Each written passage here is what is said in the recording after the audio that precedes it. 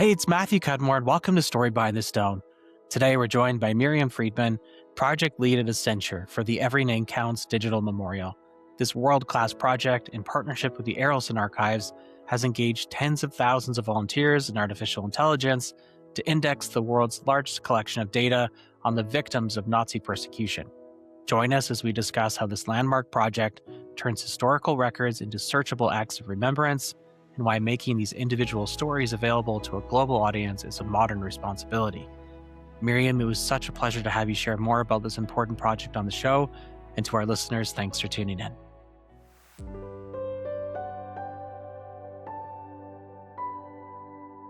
Hello and welcome to Story Behind the Stone, the show where we talk service, sacrifice, and story. My name is Matthew Cudmore with Memory Anchor. I'm so pleased to welcome to the show today my guest, Miriam Friedman, project lead with Every Name Counts at Accenture. Miriam, welcome to the show today. Thanks for having me. I've spent the last 7 years at Accenture working on innovation strategy at large, and that means just helping teams bring new ideas into the world. And so really excited to be talking about our Every Name Counts project today. It's such an inspiring project, lots to dig into today. If we could just start with just a little bit about you, who is Miriam, and what brought you to work on this project? So about 5 years ago, my colleague Ian Lever told me that he was working on this effort to use cutting edge technology to index records from the victims of Nazi persecution. And for me, as the granddaughter of Holocaust survivors on one side and a World War II veteran on the other, it was a topic that I was immediately drawn to. And it felt serendipitous and kind of like a responsibility. So it kind of felt like, for me, a gift to be able to turn this side of innovation into remembrance. So really, really grateful that I got involved. Tell me a little bit about the goals of the project. At the core, the goal is really just to turn records into a form of remembrance, one name at a time. We're filling a gap, and in particular, it's how do we make Holocaust-era documentation real for people?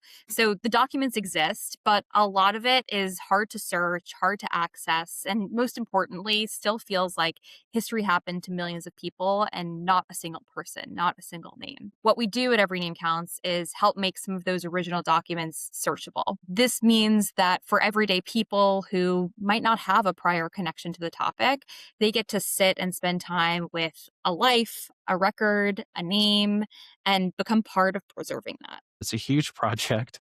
Tell us a little bit about how it came together. Project got started in COVID when people were remote and craving some form of meaning. So we began with volunteering at the Arolsen Archives, a virtual site for Every Name Counts. And for those that don't know, the Arolsen Archives has the largest collection of documents on the victims of Nazi persecution. They have about 110 million documents and objects that are part of their collection, which is housed in Bad Arolsen, Germany. And so we realized by partnering with them and volunteering on that effort that we had this incredible technology organization behind us. And how cool would it be to be able to combine technology and this first pass using that technology with a final human pass, so that volunteers weren't just kind of replacing history or writing over history, but restoring their access to it. Tell me a little bit about the scale of things, the massive numbers involved, some of the challenges that you were tackling and have tackled as part of the project. Lots of kind of general challenges involved with a project of this scale. We have about 2.7 million documents that the archives granted us access to work with.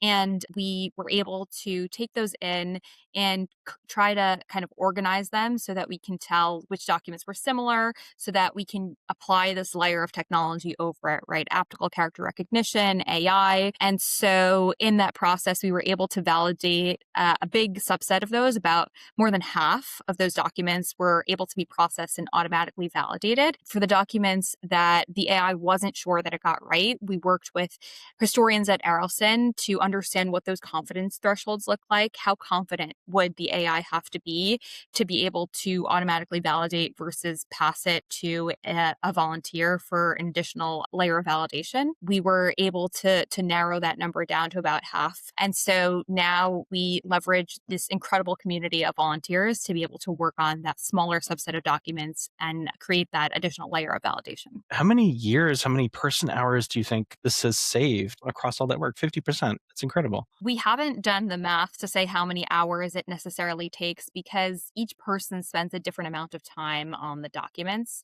So, whereas previously folks were manually indexing these documents, depending on how much information was on a single document, that could take a varied amount of time. And then beyond that, people just interact and engage with these documents differently. Somebody might spend a lot of time just making sure that they are reflecting on the information on the document, looking at the person's birthday, saying their name out loud, really participating in an effort of remembrance in its most holistic form. Whereas other folks might feel like just submitting more records is an even more important act. And so what we really have here is kind of three general goals as part of our larger effort. The first is remembrance. How can we participate in remembrance of these individuals who might not have anyone living to remember them?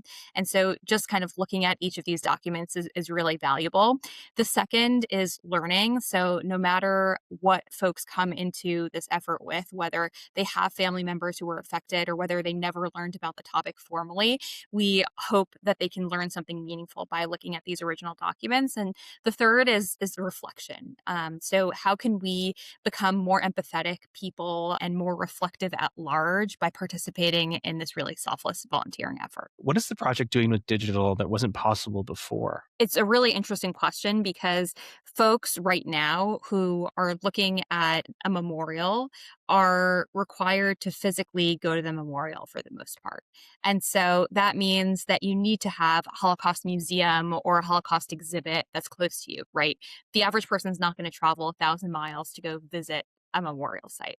And so that means that most people that are interacting with the topic and visiting are folks that have some familiarity with the topic. So by making this digital and making it really accessible overall, right? So we have some features in it that are like translation or visualization features. And so that enables folks who have no knowledge of the topic, no experience learning about the Holocaust in the past, to really engage and encounter in a meaningful and real way.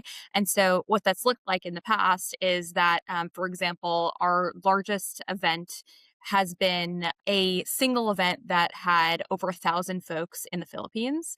And the Philippines doesn't have any physical Holocaust museum or memorial. And so those folks would have had to travel quite far to be able to engage with a memorial like this. And so by making it virtual, they have a really meaningful way to be active in remembrance and in the memorial. And what are you hearing from members of the public that have had the chance to visit? A lot of folks like me don't know that documents like this exist. So I'm the granddaughter, as I mentioned, of survivors, and I had no idea that I could access documents on my family.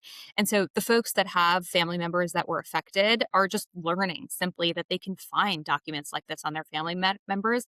And that creates this kind of really natural, organic connection between them and a family member who might have passed away before they were born, or who maybe was a little bit more tight lipped about sharing that story because it was a tough one to share. And then, even beyond that, folks that might not have had a connection but find the history to be really interesting and meaningful and important are now able to find these documents and really put a name to them, right? So instead of it being this opaque, really difficult thing to access the large number of 11 million victims of Nazi persecution, it becomes more real. So instead of it being 11 million victims, it's, Sarah was a victim of Nazi persecution. This is her name. This is her story. These are the camps that she was deported to. This is when she was born. This is her last known address. That takes it to a really new, different, meaningful level. Is there a particular story that you've come across in your history working on this project that really resonated with you? The first is that early on, a volunteer actually based in Australia came and she said, I want to be part of this. And she started to champion the effort. And that was no small thing in our early days. And we were still working out the kinks of the platform and really bringing it to a mass audience. And we didn't learn until a couple years later that her father was actually a member of the Hitler Youth. And she had a really difficult time coming to terms with that. And this was her way of coping with that history and that part of her family that she really worked to bury. So she was really honored to be able to take part in this in a way that was giving back. So that's one. The second story that really left an impact on me is a story of a woman based in France. She, after her father passed away, saw some documents that suggested that maybe he was a victim and maybe his family were victims of Nazi persecution. She was able to, through the Arolsen Archives website, do a little bit more research and digging and find a lot of records that referred to these family members who were victims. And she felt it was such a core part of her identity that she went so far as to actually change her last name to honor those victims and the family members who perished. It really affected her identity in such a fundamental way that she meaningfully did something about it and changed her whole persona. That's something that really spoke to me. How are you meeting that challenge of reaching next generations that might feel a little bit of disconnect? First and foremost, it's important to put some of those studies that you sometimes read in the news into context. So, first of all, let's just think about the numbers. Today, the number of Holocaust survivors is shrinking at a really alarming rate. So, the one of the most published studies from the Claims Conference released a statistic that said that last year there were 220,000 Holocaust survivors that were still alive, and today there are about 196,000. And so each year, the number shrinks at a faster rate. And so there's really this need to understand, to memorialize, to hear those stories today. And so oftentimes when I hear speakers, especially in recent years, they'll say something along the lines of just share my story with one other person. And so that's what we try to share with our volunteers. If you just tell one other person about this effort, that these documents exist, they'll be able to see something firsthand. They'll be able to know these stories, especially today, while there are still those 196,000 Holocaust survivors who could tell their story firsthand. And then, thinking about that third pillar that I mentioned of reflection, how do we reflect on remembering these stories? How do we make it meaningful and human, when there might not be any physical survivors left? So thinking, how do we index? How do we record? How do we remember? How do we tell those stories is, I think, a really important problem that we're trying to at least partially solve. How can the public access this project? The easiest way is just to type in and search Every Name Counts, Accenture, Arolsen Archives. There are lots of resources that make it kind of accessible and understandable. So we have some videos, some case studies that are publicly accessible where you can learn more. And then always happy to connect and share more details and help get that volunteering started if folks are interested. How has this project affected you personally as the descendant of survivors? So unfortunately, I never met my grandparents who were survivors, and I never knew how to come to terms and really honor their memory. The fact that I'm able to participate in an effort like this and bring it to so many people is really, I recognize, a great honor and privilege. I'm really glad and really fortunate that I'm able to facilitate the learning of all of these different stories to folks across the globe. And that means folks who have families that are survivors like mine, but also folks who don't have any connection to the topic and are able to just remember somebody that they otherwise would have never encountered. So, one of the questions that we often ask at the end of our sessions is, what does it mean to remember someone that you never met?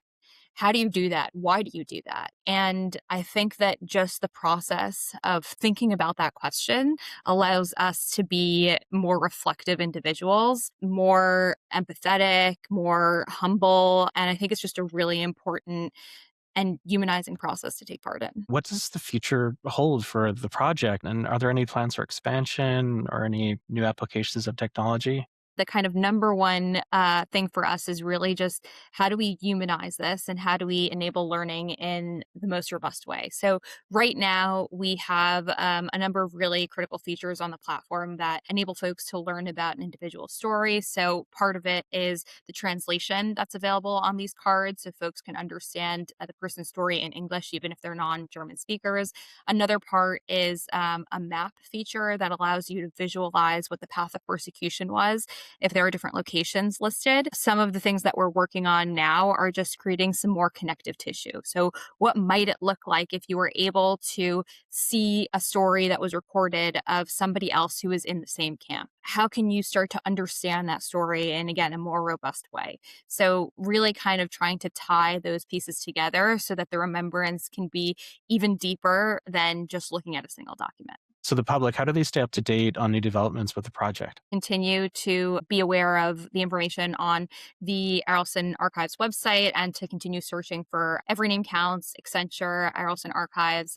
That will have the latest information that's most up to date. Miriam, so grateful for the chance to chat with you about this incredible project over so many years.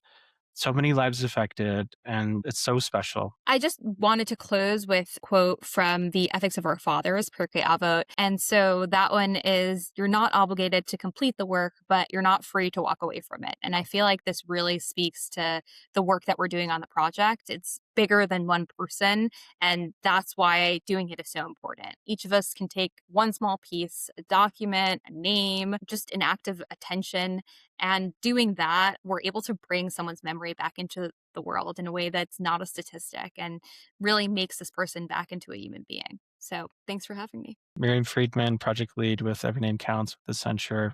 Thank you so much for coming on the show today.